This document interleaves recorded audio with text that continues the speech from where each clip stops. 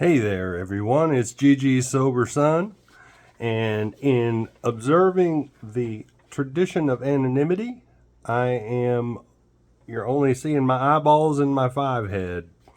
So it may seem kind of odd, but I'd like to stay anonymous. Thank you very much. All right, here to read the 24-hour day book and our continuing saga of the daily readings. February 2nd, AA Thought for the Day. We got a kick out of the first few drinks before we got stupefied by alcohol. For a while, the world seemed to look brighter. But how about the letdown, the terrible depression that comes the morning after? In AA, we get a real kick, not a false feeling of exhilaration, but a real feeling of satisfaction with ourselves, self-respect, and a feeling of friendliness toward the world. We got a sort of pleasure from drinking. For a while we thought we were happy. But it's only an illusion. The hangover the next day is the opposite of pleasure. In AA, am I getting real pleasure and serenity and peace? Absolutely. That the big book refers to it in the, I think it's in the,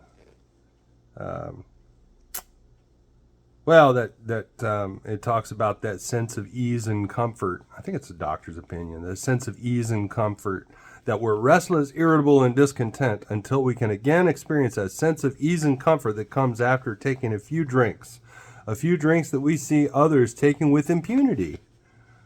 While we admit it's injurious, we cannot after a time differentiate the truth from the false. We go through the well-known stages of a spree, emerging remorseful with a firm resolution not to ever do it again. Right? And we go through that cycle again and again and again until we have a psychic change, right?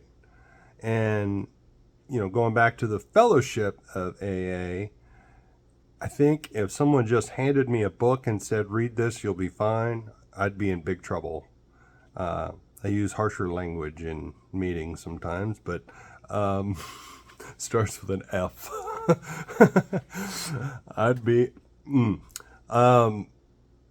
I had to see it lifed out in other folks in recovery. And I had to find that connection. The people who are willing to share the language of the heart and basically tell on themselves and share their crap so it could be fertilizer for my life. Those are the people I was drawn to. And I asked them, what are you doing?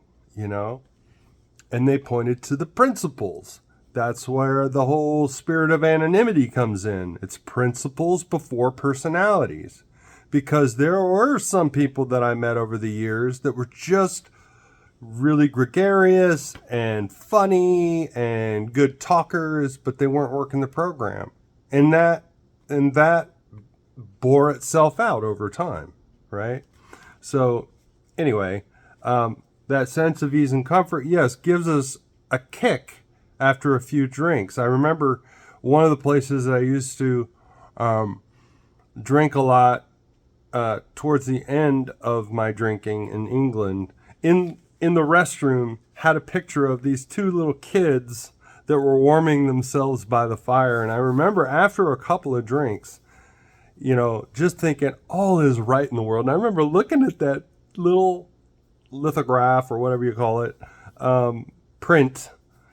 framed print that was on the wall, and just thinking, all is right in the world. And that's what I felt, that sense of ease and comfort that came after a few drinks. And if I could have stopped then, I would have been just fine. But maybe normal people are just like, no thanks, I don't need another one. But that made me want more of the same. I craved the third one more than I did the second one. I craved the fourth one more than I did the third, and fifth more than I did the fourth, and it just kept doubling down on itself.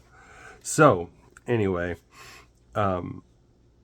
and of course the terrible letdown. That was just par for the course, though. The next day it was just like, something to talk about sometimes as well. And I remember when in high school, one of the first times I got drunk, the following Monday I was like a celebrity because I got so drunk at a party, and I'll take any kind of attention apparently. So, meditation for the day. I will practice love because lack of love will block the way. I will try to see good in all people, those I like and also those who fret me and go against the grain. They are all children. I love that, fret me. They are all children of God. I will try to give love. Otherwise, how can I dwell in God's Spirit whence nothing unloving can come? The wording kills me sometimes. I will try to get along with all people because the more love I give away, the more I will have. I like that. But yeah, those who fret me and go against the grain. Some of the wording really makes me laugh. But yeah, no, absolutely. Love is and over time in recovery, I have discovered that my definition of love has changed.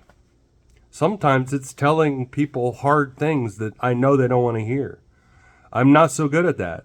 I've never been one of those throat choppy truths kind of guys, I'd rather tell you 10 nice things and one slight room for improvement kind of thing, if the timing's right kind of thing, But working in the recovery field, I had to learn how to tell some I shouldn't say throat choppy truth.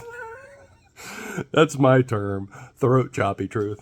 Square needle in the eyeball kind of truth. No, it's just being able to tell people things they don't want to hear, because it will give them life. So anyway, prayer for the day. I pray that I may do all I can to love others in spite of their many faults. I pray that as I love, so will I be loved. And I'm loved regardless. That's what I'm learning about my higher power. Even though I feel like I don't deserve it, I know my higher power loves me. And so the more I understand that, the more I'm in a position to love others. I don't know if any of you have been in a relationship where you give love, you give love, you give love, and it feels like it's making things worse. And as though that person doesn't love themselves enough to receive that love. I don't know if that's the case or what, but sometimes it seems like it. But anyway, I'm going to wrap it up there, folks. I love you. Like, share, please comment, subscribe, share with other people so this gets in front of more sick and suffering people's eyeballs. And as a reminder, look up, aim up, rise up. Love you. Keep coming back.